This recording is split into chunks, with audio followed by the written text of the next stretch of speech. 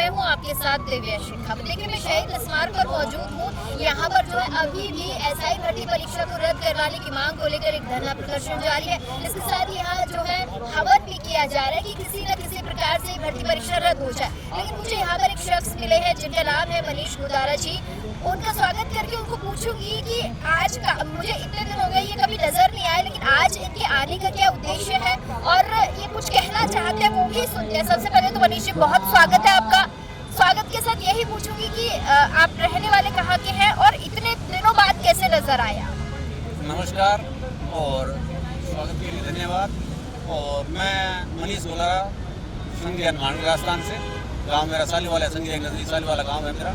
और आपका जो बिंदु है कि आप इतने दिन नजर नहीं है, आज आप कैसे नजर आए, तो उसका जवाब ये है कि ये धरना चल रहा है, इस धरने के लिए आए हैं। ऐसा ही भर्ती रद्द करने का जो धरना चल इसके लिए आए हैं। तो इतने दिन का कई बार इंसान को ये कोई जरूरी नहीं होता कि जिस दिन धरना प्रारंभ हो जाए उसी दिन अपने बिल्कुल खाली तैयार बैठे और तुरंत बैग उठाए और चल दिए। धरने की सूचना मिल गई, अखबार में पढ़ा, धरना चल रहा है, गलत हुआ तो जैसे समय मिला तो आगे। ये तो आपकी इस बात का जवाब हो गया। आप पूछते जाइए, बिंदु पूछते जाइए, मैं जवाब देता जाऊँ। आप ये बताइए, आपका सम्मिलित होने का क्या उद्देश्य है? आप यहाँ शामिल क्यों हुई है इस धरने में? जी बताता हूँ। शामिल मैं इसलिए हूँ, वैसे तो किसी भी इंसान का ये फर्ज बनता है कि किसी भी इंसान के साथ कोई अन्याय हो रहा हो, किसी के साथ कुछ गलत हुआ हो, अगर आपके पास समय और सक्षमता है तो आपको उसका साथ देना चाहिए। और ऐसे ही भर्ती का जो ये धरना है, इसमें मैं आपको ये बता दूं, इसके साथ मेरा जुड़ाव इसलिए बहुत ज़्यादा है क्योंकि मैं खुद इसका बहुत पहले शिकार हो चुका हूँ। ये तो अब हुआ है, मैंने 1999 में सब इंस्पेक्टर की जो भर्ती निकली थी उसके एग्जाम हुए थे 2002 के अंदर। उसका रिटर्न और फिजिकल मैंने क्लियर किया था। फिर 2004 के अंदर सब जेलर की भर्ती होती है, वो भी सब इंस्पेक्टर के बराबर की रैंक होती है, वो भी आरपीएस से निकली थी। फिर मैंने उसका रिटर्न और फिजिकल क्लियर किया। फिर 2008 के अंदर फिर सब इंस्पेक्टर आसान पुलिस की भर्ती, उसका रिटर्न और फिजिकल मैंने क्लियर किया। और फिर 2012 के अंदर 2011 में वैकेंसी निकली थी शायद, और 2012 में उसका एग्जाम हुआ था। फिर उसका रिटर्न और फिजिकल सब इंस्पेक्टर आसान पुलिस का मैंने क्लियर किया। मैं आज तक 3 बार सब इंस्पेक्टर आसान पुलिस और 1 बार सब जेलर आसान पुलिस का एग्जाम रिटर्न और फिजिकल में क्लियर कर चुका हूँ। और उसके बावजूद मुझे कोई इंटरव्यू कॉल नहीं हुआ। इंटरव्यू कॉल होता तो मेरा सिलेक्शन नहीं होता।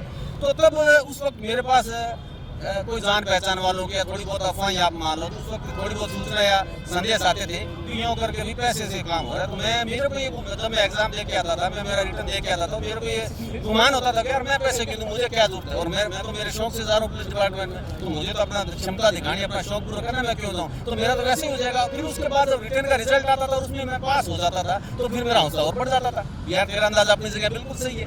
लेकिन उसके बाद कभी इंटरव्यू कॉल नहीं है। फिर उसके बाद वो एक संशय बना रहा। फिर 2013 के अंदर जब अमृतलाल मीणा आरएस पेपर वाले प्रकरण में पकड़ा गया, जिसका शायद राजस्थान के हर पढ़े लिखे इंसान को, जागरूक इंसान को पता है और बड़ा वो चर्चित हुआ था। उसके बाद जो परतें खुली, उस परतों में आरएस अमृतलाल जो मीणा था उसने ये कहा था कि ये मैं इतने सालों से इस घोटाले के अंदर शामिल हूँ। और उसने कहा कि चाहे वो सब इंस्पेक्टर की परीक्षा है और चाहे वारिस की परीक्षा है, ऐसी कोई मुख्य और अच्छे पद वाली जो परीक्षा है उसको मैंने छोड़ा ही नहीं जिसके अंदर मैंने अपने आदमी ना लगाए, उसके अंदर मैंने महाघोटाला ना किया। और जो तथ्य मेरे पास पड़ी है, और मैं आपको ये भी बता दूं कि मुझे इतने साल तक एक धोखा भी था। मैंने जब मेरे को तो अमृतलाल मीणा वाला मामला सामने आ गया, बातें कन्फर्म होगी, उसके बाद कुछ तथ्य मेरे पास और आए। मैंने उन तथ्यों के साथ हाईकोर्ट में उस वक्त एक प्रार्थना पत्र भी दिया था, एप्लीकेशन भी दी थी। तो वो एप्लीकेशन मैंने दे दी, उस पर कोई कार्रवाई कभी नहीं हुई, कोई एक्शन नहीं हुआ। तो मुझे एक मायूसी या एक भ्रम रहता था कि यार तूने उस बात को सीरियस नहीं लिया, तूने उस बात की गौर नहीं की। अगर तू जयपुर जाकर, मतलब मेरे साथी और भी थे तो हमें उस वक्त बोलते थे कि यार अपना नहीं हुआ सिलेक्शन, तो बोले हम धरना दें, वो करें। तो परिस्थितियों के कारण कई बार इंसान के पास समय नहीं होता, वो नहीं कर पाता। तो मुझे ये धोखा रहता था कि यार तूने उस वक्त सीरियस नहीं लिया, तो वरना अगर हाईकोर्ट में तू जाता, उसकी पैरवी करता या जयपुर में आकर तू धरना देता तो तेरे को न्याय मिल जाता, तेरे साथी उनको भी न्याय मिल जाता। आप नौकरी कर लेते, आज हम ये होते, वो होते, आज IPS होते, पुराना दिन का। लेकिन आज जब इस मंजर को मैं देखता हूँ, ये जो 2021 का मान लो, 2021 का है ना, ऐसा ही भर्ती है, 2021 ऐसा ही भर्ती रद्द करने को लेकर आंदोलन चल रहा है। और इस मंजर को जब मैं देखता हूँ तो मैं ये सोचता हूँ कि यार तेरा क्या बनता।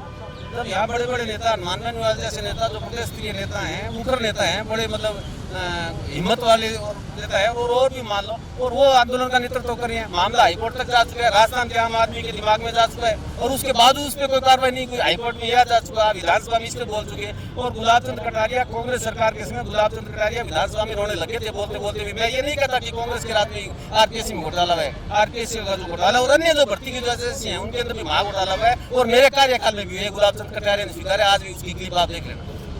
और उसके बाद किरोड़ी लाल जी मीणा, उन्होंने अभी 2-4 महीने 6 महीने पहले इसके ऐसा ही भर्ती रद्द करने को लेकर उन्होंने नहीं बोला। जब बीजेपी के नेता खुद बोल रही हैं कि इसके अंदर महा घोटाला हो रहा है, बीजेपी की सरकार है, राज्य में इनकी सरकार है, केंद्र में इनकी सरकार है, इनके नेता बोल रहे हैं कि इसके अंदर घोटाला हुआ है, और उस पर जब कार्रवाई नहीं हो रही तो हम क्या उम्मीद करेंगे? फिर कब होगी? और आम आदमी न्याय फिर कब मिलेगा? जब पार्टियों के बड़े बड़े नेता और मंत्री जब वो खुद बोल रहे हैं कि इसके अंदर घोटाला हुआ है, उनकी सरकार, राज्य में उनकी सरकार, केंद्र में उनकी सरकार, और उस पर कोई कार्रवाई नहीं हो रही, फिर कब होगी कार्रवाई? और ये जो आरपीएससी का जो घोटाला है, ये लगभग ये सर 1998 से, और इसके पीछे अगर 1998 से तो कन्फर्म तथ्य है मेरे पास। ये जो तथ्य, ये अखबारों में वो सारी चीजें आई हुई है, हम लोग भूल जाते हैं, पढ़ते सारी है, मैंने वो संकलित कर लिया, पढ़ते सारी है, भूल जाते हैं।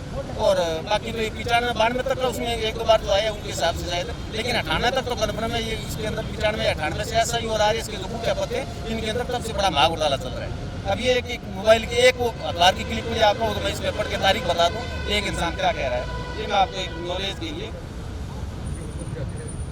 ये 4 अगस्त 2015 का दैनिक भास्कर अखबार है, श्रीगंगानगर संस्करण का। इसके अंदर एक जगदीश गिरोह का सरगना सांचौर जालौर निवासी भिखाराम बिश्नोई रिटायर्ड टीचर है, उसकी एक अन्य अरबी जगदीश की भर्ती कराने वाली एजेंसी से सांठगांठ होती थी। इन लोगों ने पिछले साल सब इंस्पेक्टर भर्ती का पेपर 1 करोड़ रुपए में खरीदा था। इससे 80 अभ्यर्थियों को नकल कराई गई थी, हर एक से 8 लाख रुपए वसूले गए थे। ये 4 अगस्त 2015 का दैनिक भास्कर श्रीगंगानगर संस्करण का अखबार बोल रहा है। ये तो मात्र एक छोटा सा उदाहरण है, पता नहीं ऐसे कितने बीकानेर कंदी, तुलसाराम कालेर और गौरव कालेर, ये तो मतलब बड़े बड़े सरगना ही बड़ा, पता नहीं कितने लोगों इन लोगों ने ब्लूटूथ से रूस से नकल करा के कितने ऐसे ही बना दिए। और सबसे ज्यादा जो घोटाले अगर आज तक हुए, तो अगर आप जांच करोगे तो ऐसा ही भर्ती के अंदर हुए। और बाकी तो अगर अन्य भर्तियों की सब की बात करें तो परीक्षा के अंदर तो नकल होती है। आज जो रोज अपने पढ़ रहे हैं, पिछले 5-7 साल से मैं पढ़ रहा हूँ, जो इनकी जो ग्रेजुएशन के जो रिक्वायरमेंट क्वालिफिकेशन की जो डिग्री है, वो भी अधिकांश लोगों की भर्ती है। मैं तो कहता हूँ इनकी पेपर की जांच के साथ साथ जितने लोग पिछले 15-20 सालों के अंदर ये जो नौकरी लगे हैं, उनकी क्वालिफिकेशन की जो डिग्री है, जो आउट ऑफ राजस्थान से या जो भर्ती संस्थान जिनका अपने को पता होता है, आपको पता है, उनकी जो क्वालिफिकेशन की डिग्री, उनकी भी जांच होनी चाहिए। BA के, 12th की, ग्रेजुएशन की, पोस्ट ग्रेजुएशन की। और हबीब खान गुरानकर वो मामला भूल गए अपने, आरपीएससी के चेयरमैन हुआ करते थे, और उनकी बेटी है जो उसमें आरपीएससी में सिलेक्शन हुआ था, हबीब खान गुरान जी खुद जेल गए थे वहाँ से पेपर लेके आने के जुर्म के अंदर। आरपीएससी पहले आईपीएस थे शायद, उसके बाद आरपीएससी के चेयरमैन बने थे। जैसे जैसे याद है, एकदम से तो मुझे पता नहीं था मेरा इंटरव्यू होगा, वरना मैं तथ्य स्टेप बाय स्टेप रखता। आज भी मेरे पास तथ्य पड़ी, एक तथ्य पड़ी, और तथ्य वो जो तथ्य है वो 2024 से लेकर और 2000 शायद चले जाता 1998-97 तक तो कन्फर्म है। और वो तथ्य जोड़ दे तो कड़ी जोड़ दे 1995 और 92 तक, जिसमें sub inspector Rajasthan administrative service जैसी महत्वपूर्ण ये भर्तियां शामिल है। तो समूची दाल ही काली है मतलब। लेकिन करे क्या, आज जब मामला हाईकोर्ट कुछ नहीं कर रहा है, हाईकोर्ट तारीख दे रहा है, इतनी मतलब ऐसा 45-50 बर्खास्त कर दिए। और इसी भर्ती के अंदर अनियमितता, भर्ती के अंदर नकल और गलत चयन के कारण दूसरी भर्तियां रद्द कर दी गई उसी पैमाने पर। और उसी पैमाने पर ऐसा है कि भर्तियां रद्द नहीं कर रही हो, तो फिर आपका सरकार चलाने का, भर्ती रद्द करने का और नहीं करने का पैमाना क्या है? मापदंड तो बता दे हमें सरकार, हाईकोर्ट बता दे, सरकार बता दे मापदंड क्या है। एक तरफ आपने भर्तियां रद्द नहीं कर दी उसी पैमाने पर, और उसी पैमाने पर और पुलिस का डिपार्टमेंट जो सबसे महत्वपूर्ण डिपार्टमेंट है, मानते हो नहीं मानते आप? एक नंबर का सबसे, अगर इंसान को सबसे पहले काम पड़ता है तो पुलिस डिपार्टमेंट से सबसे पहले और उसके बाद दूसरा नंबर डॉक्टर का आता है। और डॉक्टर तो आदमी पैसे ले दे के प्राइवेट भी अरेंजमेंट कर लेते हैं। पुलिस तो जो लोग ऐसे पैसे दे दे के पुलिस के अंदर बने हैं, वो थानेदार बने हैं, वो कौन सा न्याय करेंगे? वो पुलिस तो पहले बदनाम है, वो तांडव नहीं मचा देंगे, कैसे न्याय मिलेगा लोगों को? आरपीएससी में जो लोग बैठते, बड़े बड़े विशेषज्ञ बैठते हैं, मैं कहूँगी बहुत बड़े बड़े पढ़े लिखे लोग बैठते हैं, उन पे भरोसा हम लोग करते हैं, फिर कैसे ऐसे घोटाले सामने आ जाते हैं? नहीं, जो बैठते हैं तो बड़े बड़े लोग घोटाले, तो जहाँ तक आपकी बात है मेरे पास, जो पढ़े लिखे लोग बात करते हैं, तो मेरा एक सवाल है कि आईएएस और आईपीएस वो एसीबी द्वारा नहीं पकड़े जाते? तो ये कहाँ मतलब ये कौन सी उस बात का पैमाना है कि जो पढ़े लिखे लोग हैं वो गलत नहीं होंगे और वो बेईमान नहीं होंगे? और बेईमानी और ये करते कौन है? ज्यादातर करते ही पढ़े लिखे लोग हैं, घोटाले कौन करते हैं? और बड़ी बड़ी स्कीमें जो पल्सर, ये आपके फलाना आर्थिक स्कीमें जो आती है, कौन लेके जाए? पढ़े लिखे लोग आते हैं। मोस्टली आपने कभी अनपढ़ आदमी को देखा है ठगी करते हुए? पढ़े लिखे इंसान को तुरंत पैसा चाहिए, एकदम से पैसा चाहिए उसको, बिना कमे वो आसमान पे चढ़ना चाहता है। और ठगी का शिकार भी पढ़ा लिखा होता है, वो भी उनके चंगुल में फंसता है। ये और बता दूं आपको, आपको भी पता है, मैं सिर्फ याद दिला रहा हूँ। आपने कभी अनपढ़ को इनके पढ़ और ये पीआर, ये कौन सी आदर्श सोसाइटियाँ, जितनी सोसाइटियों के घोटाले में हैं, उनके अंदर कभी किसी अनपढ़ का पैसा लगा हुआ देखा आपने? अनपढ़ आदमी जल्दी से इन प्रयासों में नहीं आता। पढ़ा लिखा, जो कम पढ़ा लिखा मान लिया, पढ़ा लिखा इंसान मान लिया, उसको एकदम से तुरंत पैसा चाहिए। और वो तुरंत ठीक है, मेरे पास 10,000 लगा के मेरे पास 1 लाख आ जाएंगे, तो यार कहाँ से आ जाएंगे? कौन सी ऐसी मशीन है? तो लोगों के अब क्या कर सकते हैं, दिमाग ऐसा है। तो आप बात कर रहे हैं कि आरपीएससी आई है, उसमें यूपीएससी के अंदर अभी बड़े पढ़े लिखे लोग, बड़े काबिल लोग बैठते हैं, तो उन पर भरोसा, तो वो पढ़े लिखे हो ना, काबिलियत होना अलग चीज़ है, बेईमानी करना अलग चीज़ है। पढ़े लिखा और काबिलियत होना इस बात का सबूत थोड़ी है कि वो लोग ईमानदार हैं, वो इस बात का सबूत नहीं है कि वो ईमानदार है।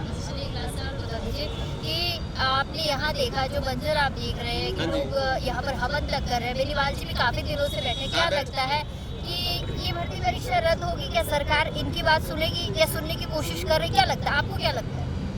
अभी सुनने की कोशिश नहीं कर रही, पर वो पुरानी एक कहावत है ना कि मतलब ये नहीं बोल सकते, ये नहीं है, ये लोकतंत्र वैसे बोल दिया गया इसको। आज भी आप मान रहे हैं ना, मतलब आप लोकतंत्र का इतिहास उठा के देख लो, लोकतंत्र का आप इतिहास उठा के देख लो, वो भी राजतंत्र वाली बात। राजतंत्र क्या था? राजतंत्र में जिसके पास जोर होता था उसी का राज होता था, इसको लोकतंत्र नाम दे दिया गया।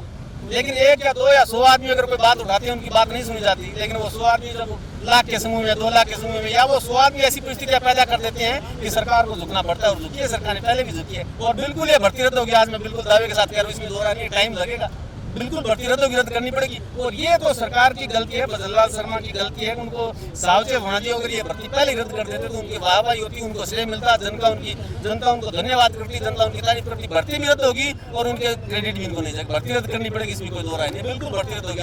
आज ये मेरा रिकॉर्ड आपके हो रहा है, बिल्कुल भर्ती रद्द होगी, भर्ती रद्द करनी पड़ेगी। और ये तो कुछ नहीं है, सेंट्रल सरकार के अंदर बड़े जो बिल थे, जिनके लिए ये कहा जाता है कि सरकार ने जो बना दिया वापस नहीं थे, वो वापस नहीं हुए। क्या मैं आपसे पूछ रहा हूँ, हुए कि नहीं हुए? जिनके लिए कहा जाता था, हम उस आंदोलन का विषय हैं। मैं किसान हूँ, मैं किसान आंदोलन का विषय हूँ। किसानों के लिए जो बिल लाया गया था, उसके लिए कहा गया था कि आप जो और बिल जो बन गए वो कभी वापस नहीं आती, ये भी कहा गया था। और मैं उस किसान आंदोलन का हिस्सा था, और मेरे जो परिचित थे वो हमारी मजाक उड़ाते थे। फिर जब वो बिल वापस हुआ तो फिर मैंने बोला नहीं, फिर मैंने उनकी जब झाँका तो ना उनकी निगलती बन रहा था, ना उनकी उगलती बन रहा था। तो ये तो बहुत छोटा मुद्दा है। तो वो जो बिल था सेंट्रल सरकार का, आप समझ गए होंगे, किसानों के लिए जो कृषि जो बिल आया था, तो वो वापस हो गया। तो आंदोलन की और जनता जनार्दन के आगे तो फिर क्या चीज़ है? चलिए, बहुत शुक्रिया मनीष ने बहुत बड़ी बात कही है। देखिए, भर्ती परीक्षा रद्द होगी और ऑन रिकॉर्ड कह रहे हैं कि भर्ती परीक्षा रद्द होनी ही चाहिए, क्योंकि जिस तरीके से हनुमान बेनीवाल का संघर्ष है, युवाओं का संघर्ष है। 2021 की भर्ती आप समझ सकते हैं, 21 निकल गया भैया, 22 निकल गया, 23 भी निकल गया, 24 भी निकल गया, तो 25 और अब तो 26 ही आने को हो गया। तो कह रहे कहीं ना कहीं ये भर्ती परीक्षा जो है रद्द होकर ही रहेगी। और जिस तरीके से हनुमान बेनीवाल ने कहा है कि 1 लाख युवा जो है जुटने वाले हैं, तो देखते हैं कि वो 1 लाख युवा आते हैं कि नहीं आते हैं। अगर उन्हें भर्ती परीक्षा रद्द करवानी होगी तो जरूर आएंगे। लेकिन आप बने रहिएगा हमारे समाचार पर, क्योंकि पल की जो अपडेट है ऐसा ही भर्ती परीक्षा से जुड़ी, वो आपको यही देखने को मिलेगी। तो चैनल को ज़्यादा से ज़्यादा जो है शेयर कीजिए और इस खबर के लिए, अपडेट के लिए बने रहिएगा हमारे समाचार के साथ।